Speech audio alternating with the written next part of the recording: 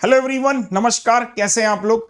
इंतजार आपको हो रहा है कि सर कब एसबीआई का नोटिफिकेशन दस्तक देगा, और एसबीआई के इंतजार में एक ऐसा नोटिफिकेशन ने दस्तक दिए जिसके बारे में हमें जानना जरूरी है। और बहुत सारे सवाल भी मन में है कि क्या हमें ये फॉर्म भरना चाहिए या नहीं भरना चाहिए। ठीक सुना आपने, मैं बात कर रहा हूं एनआईसीएल असिस्टेंट 2024। तो फाइनली एक नोटिफिकेशन कल रिलीज हुआ, इसके बारे में हम विस्तार में डिस्कस करेंगे कि आपको ये फॉर्म भरना चाहिए, वैकेंसीज कितनी है, इसमें सिलेबस क्या होता है। और जो भी बिगनर इस वीडियो को देख रहे हैं तो अंत तक देखिएगा, काफी कम समय में मैं सारे पॉइंटर्स आपके साथ में डिस्कस करूंगा। सबसे पहले हम इसका बैकग्राउंड समझते हैं कि NICL national insurance company limited, जो आपने देखा होगा कि जो सरकारी कंपनी इंश्योरेंस कंपनी है उसका ये नोटिफिकेशन है। तो नेशनल इंश्योरेंस कंपनी लिमिटेड, जो कि इंडिया की oldest and leading public sector journal insurance company है, वो क्या कर रही है, इनवाइट कर रही है applications for the recruitment of assistant in class 3 cadre from open market. मतलब असिस्टेंट का मतलब यहां पर होता है क्लरिकल की पोस्टें। तो क्लरिकल की पोस्टें निकली हैं, जो मैंने आपसे कहा कि सरकारी इंश्योरेंस कंपनियां होती हैं, जैसे आपने एलआईसी देखा वैसी एनआईसीएल भी है।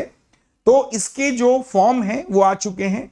24 अक्टूबर से इसका ऑनलाइन रजिस्ट्रेशन स्टार्ट हो जाएगा, और last date of online registration जो है वो 11 नवंबर की है। ये देखिए, 24 अक्टूबर से स्टार्ट होगा, 11 नवंबर इसकी लास्ट डेट है। और जो पेमेंट होगी वो 24 अक्टूबर से लेकर 11 नवंबर तक दोनों दिन यहां पर काउंट करे गए हैं। साथ ही साथ जो इसका एग्जामिनेशन है फेज 1 का, वो 30 नवंबर को पेपर होगा, और पेपर 2 यानी कि जो मेंस एग्जामिनेशन है वो 28 दिसंबर के आसपास होगा। कॉल लेटर्स कब आएंगे वो आपको बता दिया जाएगा, बट फिलहाल आपके लिए 2 डेट्स इंपॉर्टेंट हैं कि इसका जो फेज 1 है यानी कि प्री एग्जाम है वो 30 नवंबर को, और जो मेंस एग्जामिनेशन है वो 28 दिसंबर को।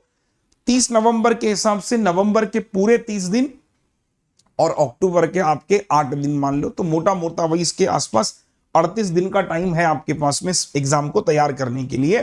बाकी कोई भी जानकारी होगी, ये वेबसाइट दे रखी है, सारी जानकारियां इसी पर मिलेंगी। आगे हम बात करते हैं कि वैकेंसीज कितनी है। तो जैसे कि आप जानते हो कि जो क्लरिकल की वैकेंसीज आती हैं वो स्टेट वाइज आती हैं, है ना, या फिर आप कह सकते हो कि यूनियन टेरिटरी या फिर स्टेट वाइज होती है। जैसे अरुणाचल प्रदेश हो गया, असम, बिहार, छत्तीसगढ़, गोवा, गुजरात, हरियाणा, हिमाचल, झारखंड, कर्नाटका, केरला, तो स्टेट वाइज है। और जब वैकेंसीज स्टेट वाइज आती है तो उसमें लैंग्वेज का एक बहुत बड़ा चैलेंज होता है, क्योंकि क्लरिकल की नौकरियों में ऐसा कहा जाता है कि आपको वहां की लोकल लैंग्वेज आनी चाहिए, यानी कि रीजनल लैंग्वेज आपको आनी जरूरी है। ऐसा नहीं होना चाहिए कि आपने अगर आंध्र प्रदेश से फॉर्म भरा तो उसने बोला है कि वहां पे तेलुगु लैंग्वेज आपको आना जरूरी है, असम में असमीज आना आपको जरूरी है, अरुणाचल प्रदेश के लिए इंग्लिश बोला गया है, बिहार में हिंदी का मतलब ये जो लैंग्वेज है ना, ये वहां की लोकल लैंग्वेज है, तो ये आपको आनी चाहिए। अब सपोज कीजिए कुछ बच्चे बोलेंगे सर हमें नहीं आती बट हमें वहां से अप्लाई करना है, तो उसके लिए जब आपका प्री हो जाएगा, मेंस क्वालिफाई हो जाएगा, तो आपका एक लैंग्वेज का टेस्ट भी होगा जिसको एलपीटी बोलते हैं, मैं आगे बताऊंगा भी। अभी आप फिलहाल के लिए ये देख लो कि सपोज करो कि वैकेंसीज कहां पर कितनी है। जैसे अगर मैं बात करूं कि आगे देखते हैं, आगे वाले पेज में सपोज करो मैं देखता हूं उत्तर प्रदेश में, तो उत्तर प्रदेश में हिंदी है और वैकेंसीज है आपकी टोटल 16 वैकेंसीज है। जनरल की 10 है, ईडब्ल्यूएस की 1 वैकेंसी, ओबीसी की 5 है, और एससी एसटी की कोई वैकेंसी नहीं है। अब कोई वैकेंसी नहीं है तो अगर उत्तर प्रदेश में कोई एससी एसटी का कैंडिडेट इसमें अप्लाई कर रहा है तो कोई सेंस बनता है? आप खुद देख लो भाई, है ना, वैकेंसीज ही नहीं है। उत्तराखंड में आप देखोगे टोटल 12 वैकेंसीज हैं। उसके अलावा वेस्ट बंगाल में 58 वैकेंसीज हैं। दिल्ली की अगर मैं बात करूं तो 28 वैकेंसीज हैं, और टोटल इस हिसाब से 500 वैकेंसीज का ये नोटिफिकेशन आया है। आपको विजिबल तो हो रहा है ना? एक मिनट में चेक कर लेता हूं, विजिबल तो है ना बच्चों? एक मिनट, मैं थोड़ी इसकी ब्राइटनेस कम कर लेता हूं, अब थोड़ा ज्यादा क्लियर होगा, है ना? ठीक है। तो मैंने आपसे क्या कहा कि ये वैकेंसीज कितनी है आपके पास में, 500 वैकेंसीज इस तरीके से हो गई। आप अपनी स्टेट की भी देख सकते हो, और ये वाला भी फिर से देख सकते हो कि 24 अक्टूबर से 11 नवंबर तक फॉर्म भरा जाएगा। 30 और 28 आपको नोट कर लेना है। आगे अगर मैं चलूं तो इसके बाद इसकी एलिजिबिलिटी क्या होती है। सबसे पहले एलिजिबिलिटी की बात करता हूं कि आपके पास में जो पहली एलिजिबिलिटी है, a citizen of India, subject of Nepal, subject of Bhutan, or a Tibetan refugee who came over to India before 1st January 1962 with the intention of permanently settling in India. पढ़ लेना इसमें जो अदर लिखा हुआ है पूरा, ठीक है। मेन तो सबको पता है, सिटीजन ऑफ इंडिया जितने भारतीय सब इस फॉर्म को भर सकते हैं, और बाकी जो subject of Nepal, subject of Bhutan, ये भी आप देख सकते हो, ठीक है। चल आगे चलते हैं। मेन क्या है कि इसमें उम्र कितनी चाहिए, आयु सीमा। तो उम्र की अगर मैं बात करूं तो मिनिमम एज सर 21 साल है और मैक्सिमम एज 30 साल है। कब? 1 अक्टूबर 2024। अब मैं आपको एक डेट निकालना सिखाता हूं कि सर कैसे एज काउंट करी जाती है। फॉर एन एग्जाम्पल, किसी व्यक्ति की आयु है 1/6/1994 एग्जाम्पल, ठीक है, या 1993 या 1995, कुछ भी ले लो आप, है ना। ये मान लेते हैं कि 1/6/1995 सपोज करो डेट ऑफ बर्थ है। अब आपको चेक करना है कि 1/10/2024 को वो कितने साल का है। तो आपने क्या किया, 1/10/2024, हालांकि गूगल पे आप डालोगे वैसे दिखा देगा कैलकुलेट करके, 1/6/1995। तो आपने कहा 14 में से 5 गया 9, ये कितना हो गया, 29 साल 4 महीने का है। मतलब ये वाला बंदा एलिजिबल है। आप समझ रहे हो, ये बंदा क्या है सर जी, एलिजिबल है। हालांकि क्लरिकल में जो एज होती है वो 28 साल होती है। इसमें अच्छी बात क्या है, 30 साल आपकी मैक्सिमम एज रखी गई है। तो ये वाला फॉर्म आप फिल कर सकते हैं। जो ये सोचते हैं कि हमारा क्लर्क का एज अब खत्म हो गया, इसको आप फिल कर सकते हो, अच्छी नौकरी है। इसके अलावा दोनों डेट्स इसमें क्या करी गई हैं, काउंट करी गई हैं। अब एज रिलैक्सेशन की, अगर आप किसी कास्ट से बिलोंग करते हो तो 5 साल का, ओबीसी नॉन क्रीमी लेयर है ना, 3 साल का relaxation. Person with benchmark disability 10 साल का relaxation. Ex serviceman actual period of service rendered in the defence force plus 3 year subject to maximum 45 साल, ठीक है। ये आप देख सकते हो कि एज रिलैक्सेशन कितना कितना रखा गया है। अगर कोई एग्जिस्टिंग एम्प्लॉय है उसी कंपनी का तो उसके लिए 5 साल का रिलैक्सेशन भी है। अच्छा, एक चीज और समझ लीजिएगा, यहां पे एक पॉइंट और लिखा गया है कि आप अगर एज रिलैक्सेशन लेते हैं तो जब आपका सिलेक्शन हो जाएगा या फिर लैंग्वेज का जो टेस्ट होगा आपका, उसके दौरान आपको अपना सर्टिफिकेट लेके आना मैंडेटरी रहेगा भाई। चलिए आगे चलते हैं। एजुकेशन क्वालिफिकेशन क्या चाहिए होता है। एजुकेशन क्वालिफिकेशन जो चाहिए होता है, यहां पे minimum graduation in any discipline from a recognised university और any equivalent qualification recognised as a subject by the central government. मतलब आपके पास सिर्फ और सिर्फ, आसान शब्दों में, स्नातक की डिग्री यानी कि ग्रेजुएशन होना चाहिए। बीए, बीकॉम, बीएससी, कुछ भी आपने किया हो, बीटेक किया हो, कुछ भी किया हो, एक डिग्री होनी चाहिए जिसमें यह हो कि हाँ भाई इस बंदे ने डिग्री कर रखी, ग्रेजुएशन किया है, ठीक है भाई। आगे चलते हैं इसमें कि knowledge of reading, writing and speaking of regional language of the state against the vacancies for which a candidate wishes to apply is essential. मतलब मैं सपोज करो, मैंने आपसे कहा था कि मैं किसी स्टेट से फिल करने जा रहा हूं। फॉर एन एग्जांपल, मेरा मन हुआ कि मुझे भरना है फॉर्म कर्नाटका से, है ना। मैंने देखा कि कर्नाटका में 40 वैकेंसीज है, यहां से फॉर्म भर लेता हूं। तो कर्नाटक की लैंग्वेज क्या है, कन्नड़।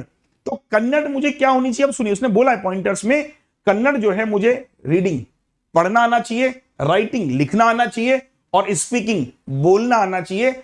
अगर ये नहीं है तो फिर दिक्कत होगी आपको लास्ट में, ठीक है। इसलिए उसने स्पेशली बोला है कि knowledge of reading, writing and speaking of regional language of the state against the vacancy for which candidate wish to apply is essential to ascertain the candidate's familiarity with regional language.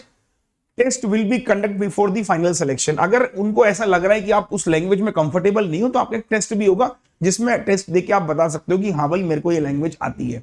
अब देखिए, अगर आपको वो language नहीं आती होगी तो आप डिस्क्वालीफाइड कर दिए जाएंगे, ठीक है सर। इसलिए बहुत ध्यान से फॉर्म भरना जहां से भी आप भरो। सिलेक्शन प्रोसीजर क्या होगा, एक ऑनलाइन पेपर होगा, उसके बाद फिर मेंस होगा, और मेंस के बाद जो होगा आपका रीजनल लैंग्वेज टेस्ट होगा। लैंग्वेज को मैं फिर से बोलूंगा, मैं बार बार एम्फसाइज कर रहा हूं क्योंकि इसके बिना इसका फाइनल सिलेक्शन नहीं होगा।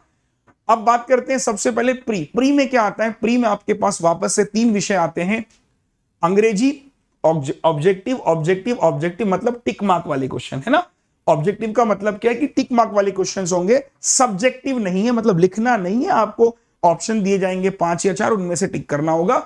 30 क्वेश्चन आपको अंग्रेजी के मिलेंगे 30 नंबर के, 20 मिनट का एक सेपरेट टाइम होगा, इंग्लिश इसका वर्जन होगा। उसके बाद रीजनिंग और फिर मैथ्स होगा, 35 100 question, 100 mark, 60 minute. Same syllabus banking का है जो आप फॉलो करते आ रहे हो काफी समय से। तो सिलेबस अगर आप देखोगे बिल्कुल बैंकिंग के पैटर्न पे रखा गया है। जो बच्चे प्री क्वालिफाई करेंगे वो मेंस देने जाएंगे। अब होता क्या है कि जो प्री क्वालिफाई करते हैं उसके 10 गुना लोगों को मेंस के लिए बुलाया जाता है, यहां पर 15 गुना लोगों को मेंस के लिए बुलाया जा रहा है। मतलब अगर वैकेंसीज हमारी 500 हैं तो 15 गुना कर देंगे तो 7,500 लोग बच्चों मेंस देने जाएंगे। एक सीट पर 15 लोग मेंस के लिए फाइट करेंगे, है ना। तो मेंस में एक सीट पे 15 लोग बैठेंगे। और इसमें एक चीज और भी लिखी गई है कि जो प्री क्वालिफाई करेगा वही आपका मेंस में जाएगा, ठीक है। मेंस में जाने के बाद आपके पास फिर एक टेस्ट होगा जो कि सेम पैटर्न है बैंकिंग का, आपने देखा हो अगर। Reasoning 40 question 40 marks, English 40 question 40 marks, maths 40 question 40 marks, GA 40 question 40 marks और computer 40 question 40 marks. RRB clerk जैसी फीलिंग आ रही है, वहां हालांकि कंप्यूटर 20 नंबर की होती है। यहां सबका वेटेज इक्वल है और हर किसी के लिए आधे आधे घंटे का स्लॉट गिवन है। इनके लिए 15-15 मिनट का 120 मिनट यानी कि 2 घंटे का मेंस का पेपर होगा। प्री जो होगा वो क्वालिफाइंग इन नेचर होगा और मेंस एग्जाम जो होगा उसी से आपकी मेरिट बनेगी, उसी से आपका सिलेक्शन होगा, उसी से जो मतलब मेरिट में आएंगे वो आगे प्रोसीड कर जाएंगे। उसके बाद फिर लैंग्वेज टेस्ट होगा। तो ये सब आपने देख लिया। अब इसमें एक चीज आती है, सर बहुत अच्छा है, देखिए बहुत अच्छी गुड न्यूज, ये वाला पॉइंटर जो बहुत कम लोग इसको पढ़ेंगे। There will be a penalty for wrong answer marks in both pre और मेंस ऑनलाइन एग्जामिनेशन। कई बार क्या होता है कि इंश्योरेंस के पेपर में लोगों को लगता है कि शायद नेगेटिव मार्किंग नहीं होती, शायद एलआईसी वगैरह में एक में मैंने नोटिस किया था, यहां पर स्पेशली बोला है कि भाई नेगेटिव मार्किंग है। और कितनी नेगेटिव मार्किंग है? 1/4 of the marks assigned to that question will be deducted as a penalty to arrive at correct score, no marks will be deducted for unattempted. तो गलत करोगे तो ऐसा नहीं कि पेनल्टी भी यहां पे रखी गई है, इसके अलावा बाकी सब कुछ सेम ही है, ऐसा कुछ भी इसमें नहीं है। मैं फिर से बता दूं, ये सबसे इंपॉर्टेंट चीज आपका लैंग्वेज टेस्ट जो मैंने आपको बताया है ना, आप देख सकते हो कि बाकी सब कुछ तो मैंने इन्फॉर्म कर ही दिया है आपको, है ना। और कुछ इसमें ऐसा पॉइंट है नहीं जो मुझे डिस्कस करना है। लैंग्वेज के बाद जो फाइनल मेरिट लिस्ट होगी state wise and category wise shall be prepared in descending order of the marks secure by the candidate in the online mains examination subject to qualifying the regional language test. और regional language test के marks नहीं count होंगे, वो एक qualifying in nature test होगा। आप ये मत समझना कि उसके भी नंबर मिलेंगे। तो रीजनल टेस्ट जो होगा उसके कोई नंबर नहीं होंगे, वो बस एक क्वालिफाइंग इन नेचर होगा जिससे हम ये पता कर पाए कि इसको जिस स्टेट से ये अप्लाई कर रहा है उसकी जानकारी इसको है भी कि नहीं है, ठीक है। चलिए डन हो गया सभी को। यहां पर ऐसा मेंशन बिल्कुल भी नहीं किया गया है कि जैसे आरआरबी में होता है कि अगर आपको लैंग्वेज नहीं आती है तो 6 महीने का टाइम मिलेगा।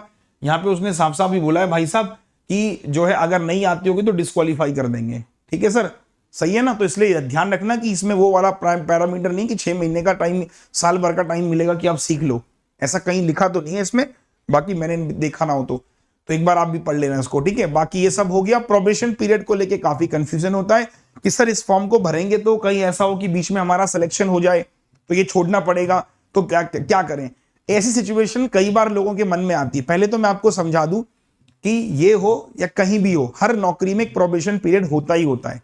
कोई भी सरकारी नौकरी हो, चाहे बैंक की हो, एसएससी की हो, इवन यूपीएससी भी हो, प्रोबेशन पीरियड सब में होता है भाई, है ना। तो प्रोबेशन पीरियड में क्या होता है कि कोशिश करी जाती है कि सरकार की तरफ से कि भाई बंदा बीच में छोड़ के ना जाए। अब छोड़ने के 2 कारण होते हैं, एक मैं इसलिए नौकरी छोड़ रहा हूं क्योंकि मुझे ग्रोथ दिखाई दे रही है कहीं और, या फिर मेरा सिलेक्शन किसी और एग्जाम में हो गया, है ना। तो वहां क्या होता है, ऐसे केस में बॉन्ड ट्रांसफर हो जाता है कि मान लो ये हमारा बॉन्ड चल रहा है इनके साथ में, वो बॉन्ड ट्रांसफर किसी दूसरे के साथ हो जाएगा कि भाई इसका सिलेक्शन किसी हायर पोस्ट में हो गया है, अब वो जाके छोड़ना चाह रहा है। अब पैसे किसको देने पड़ते हैं मैं आपको बताता हूं। पैसे उनको देने पड़ते हैं जो ज्वाइन कर लिया, 1 साल नौकरी करी, अब उनको जम नहीं रहा, वो कह रहे सर मेरे को छोड़ना है। अब छोड़ के करोगे क्या? बोला छोड़ के हम तैयारी करेंगे। तो ऐसे केस में फिर आपको पैसे भरने पड़ेंगे क्योंकि उनका कहना है कि आपने एक सीट खराब करी और एक समय खराब किया। तो ऐसे केस में आपको पैसे देने पड़ेंगे। आपको पैसे कब नहीं देने पड़ेंगे? जब आप तैयारी कर रहे हो और आपका 6 महीने में एसबीआई में सिलेक्शन हो गया, तो आप उनसे कहोगे कि भाई मेरा सिलेक्शन हो गया, मुझे ज्वाइन करना है एसबीआई, तो वो आपका बॉन्ड उधर ट्रांसफर कर देंगे, कोई दिक्कत नहीं आएगी, 1 को रुपए नहीं आपको देना। लेकिन आप कहो जी मेरा 1 साल में मन भर गया है, अब मैं घर में जाके आराम करना चाहता हूं, सोना चाहता हूं, तो कहेंगे एक काम करना, सोना बाद में, पहले एक काम करो, गद्दे और चादर के पैसे हमें दे दो जो तुमने यहां खर्च किए, ठीक। इसके अलावा सैलरी कितनी मिलेगी? एक अप्रोक्सीमेटली 39,000 रुपए सैलरी आपको पर मंथ मिलेगी in the initial stage in metro city. अगर दिल्ली वगैरह में आप काम कर रहे हो, किसी मेट्रो सिटी में काम कर रहे हो, तो जेब में आएगा 39,000 रुपए महीना। ये इनिशियल स्टेट की मैं बात कर रहा हूं, बाकी सैलरी इसमें ठीक होती है, 40,000 के आसपास इसमें बन जाता है। Apart from the allowances other benefit such as lump, ये देखिए बहुत सारे मेडिकल बेनिफिट्स होते हैं, डोमिसिलरी हो गया, membership of group mediclaim policy, reimbursement of hospitalisation, LT हो गया, है ना, और उसके अलावा बहुत सारे जो भी मतलब गवर्नमेंट में फैसिलिटीज रहती हैं वो सब थोड़ा बहुत मिल जाता है इसमें। तो मैं समझता हूं कि इस फॉर्म को भरना चाहिए कि नहीं भरना चाहिए। अब मेरा फाइनल व्यू इस पे जानते हैं। देखिए, अगर मैं आपसे ये कहूं कि जो बच्चा बैंकिंग की प्रिपरेशन कर रहा है वो इस फॉर्म को इसलिए फिल करे, दो रीजन मेरे को समझ में आते हैं इसके। पहला रीजन क्या है कि आप SBI क्लरिकल लिखोगे इस साल, है ना, तो जब आप SBI क्लरिकल इस साल दोगे तो उसके लिए इसको वार्म अप के तौर पे ले सकते हो। SBI क्लरिकल से पहले ये आपके लिए एक वार्म अप एग्जाम हो सकता है, तो इस केस में आप इसको भरें। दूसरा, अगर आपको लग रहा है कि यार पैसों का चक्कर है, क्योंकि 850 रुपए की फॉर्म फीस है, आपको लग रहा है कि यार मतलब मेरी प्रिपरेशन उतनी नहीं है जितनी होनी चाहिए, तो इसको फिर आप अवॉइड कर सकते हो। लेकिन ये उनके लिए बेस्ट है जिनके पास थोड़ा पैसों का भी दिक्कत नहीं है, पहला पॉइंटर। दूसरा, SBI क्लर्क टारगेट कर रहे हैं, वार्म अप के तौर पे लेना चाहते हैं, भर सकते हैं। और अगर इसमें सिलेक्शन भी हो जाता है तो नौकरी खराब नहीं है, ऑनेस्टली बताऊं, अगर आपका सिलेक्शन हो जाता है नौकरी खराब नहीं है। ये इंश्योरेंस की नौकरी में मंडे टू फ्राइडे काम कराते हैं, 2 दिन वैसे छुट्टी रहती है, तो नौकरी तो ठीक है, 10 से 5 की नौकरी, आराम से अपना चिल रहोगे, 40,000 रुपए जेब में आ रहा है तो क्या ही बुरा है, मतलब, है ना। तो मेरे हिसाब से तो भरना चाहिए, लेकिन मैंने सिचुएशन बताई कि अगर ऐसा मत करना कि सर प्रिपरेशन बिल्कुल खराब है और इस फॉर्म को भर के अपने 850 रुपए भी खराब करो, वो कोई सेंस नहीं बनता। ठीक है, चलिए, thank you, that's all from my side. अगर कोई भी सवाल हो तो नीचे वीडियो के कमेंट बॉक्स पे डाल देना और मैं उस पर रिप्लाई कर दूंगा। थैंक यू सो मच, आज के लिए इतना ही। Vande Mataram, take care, bye bye, love you all.